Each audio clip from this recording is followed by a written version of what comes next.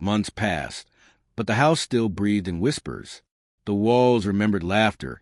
The kitchen still smelled faintly of pepper stew, yet everything felt distant, like echoes caught behind glass.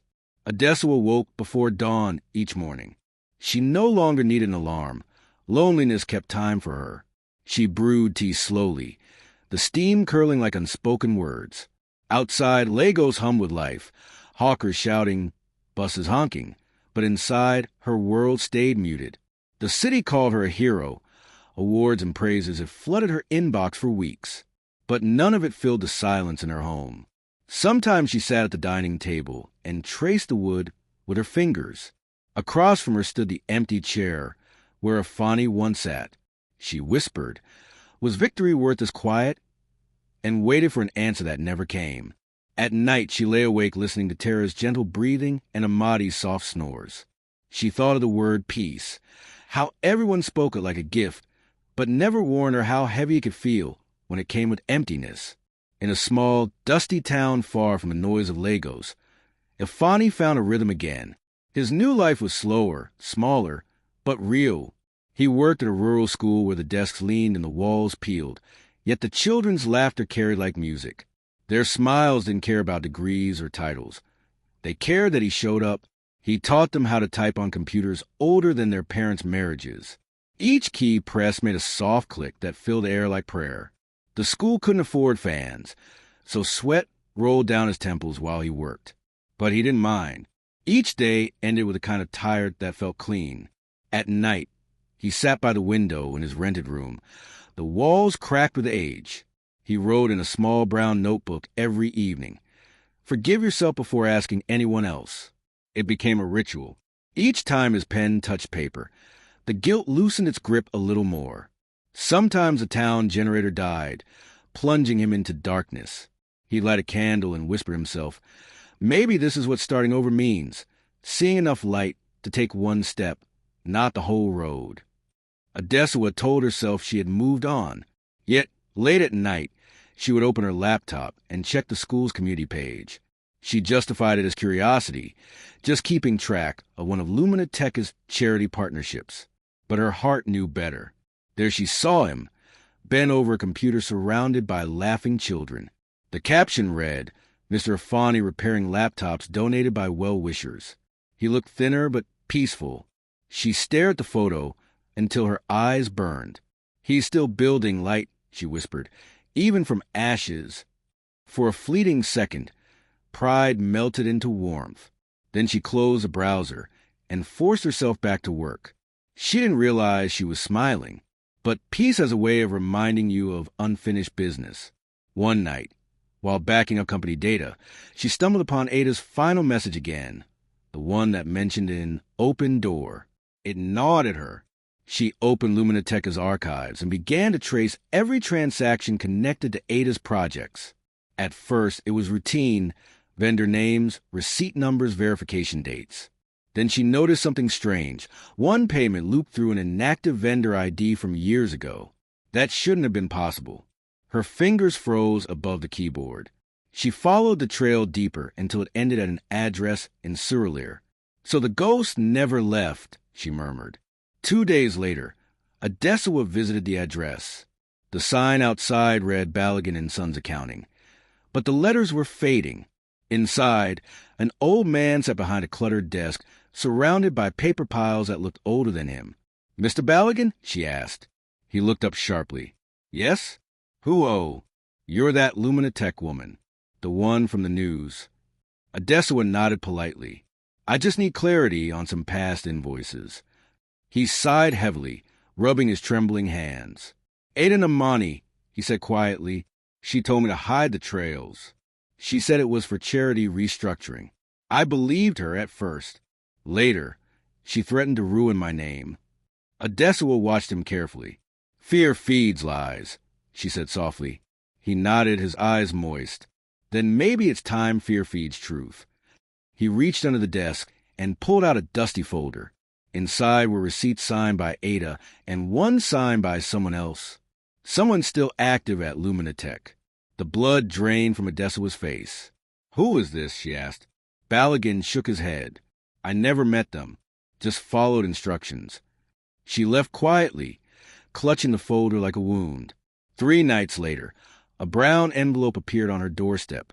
No stamp, no address. Inside was a single sheet written in Ada's familiar handwriting. You expose my crimes, but not your own shadows. If peace still hides from you, ask why. The paper trembled in her hands. She folded it neatly, though her heart beat fast. Ada was gone, yet her words still stabbed like fresh glass. That night she dreamed of mirrors, endless mirrors reflecting her face until she couldn't tell if she was Adesuwa or Ada. Tara's secret trip the next weekend. Tara told her mother she was going to a classmate's house. Adesuwa barely looked up from her laptop. "Be back before dark," she said absently. But the car didn't head toward her friend's house. It drove to the small town instead. When Tara stepped out, she ran across the dusty field straight into her father's arms. He lifted her, laughing in surprise. "Tara, what are you doing here?"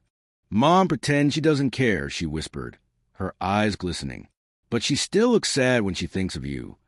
Ifeanyi sighed, kissing her forehead. Pretending is easier than hurting again. He spent the day showing her around the school.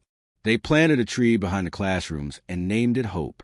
When he waved goodbye, he stood watching the car disappear until it was just a blur of dust. A week later, Adesuwa's car broke down near that same town. Fate, or maybe guilt, led her past the school. Through a classroom window, she saw Ifeanyi teaching, surrounded by children who laughed at his jokes. For the first time in months, her heart softened. She wanted to step inside to say hello, to tell him she had never truly stopped caring. But she drove away before he could see her. Pride sat beside her in the passenger seat, whispering. Not yet. That night, Tara curled beside her on the couch. "Mom," she asked softly, "why don't we laugh anymore?" Adesuwa blinked. "Because laughter needs trust first." Tara smiled faintly. "Then maybe trust needs laughter too." The words lingered long after Tara fell asleep. Adesuwa touched her daughter's hair and whispered, "You're wiser than both of us." The next morning she finally gave in. Her fingers hovered over her phone before typing. "I saw your work." The kids looked happy. She didn't expect a reply. But within minutes, her phone buzzed. "Still trying to be worth your faith." She stared at the words, her throat tightening. For the first time in many nights, she slept without dreams. Peace rarely announces when it's about to end. The following week, while reviewing new security logs, she noticed the system flicker, then another flicker, then a full blackout. Alarms screamed. Files vanished. Servers crashed. LuminaTech's heartbeat was faltering. Adesuwa's voice cut through the panic. Shut down remote access. Secure internal nodes. But her hands shook. Not again. Not another ghost in her house. Before she could reach IT control, her phone buzzed again. The hospital. "Mrs. Ogunlai," said the voice on the line, "your son's temperature is dangerously high. You need to come now." Her breath caught. Amadi. Her mind split in two, the company or her child. Both depended on her.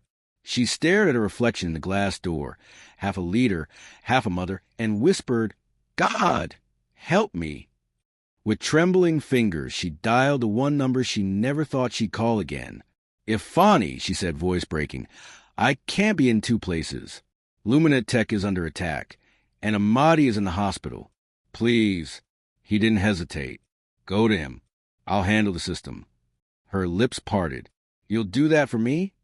"For us," he said quietly, "because family doesn't expire." The line clicked dead, leaving faith to do its work. Rain pounded both towns that night. In Lagos, thunder roared as Adesuwa sat beside Amadi's hospital bed, holding his burning hand. Nurses moved around like ghosts, whispering instructions. She prayed under her breath until her voice cracked. In the small town, Ifeanyi fought a different storm. The school lab lights flickered as he reconnected LuminaTech's servers through his old credentials. His fingers flew across the keyboard, rewriting firewall scripts, deleting shadow files, racing against a phantom intruder. The system hissed, screens blinking red to green to red again. He could almost hear Ada's voice in his mind. You think truth is light? Light burns too. By midnight, his eyes ached, his hands cramped. But he refused to stop. Not this time, he muttered. Not again. By dawn, both battles went quiet. The fever broke. The server stabilized. Peace, fragile and new, exhaled.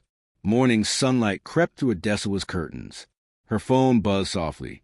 A message. System restored. Tell Amadi I said good morning. She smiled through tears.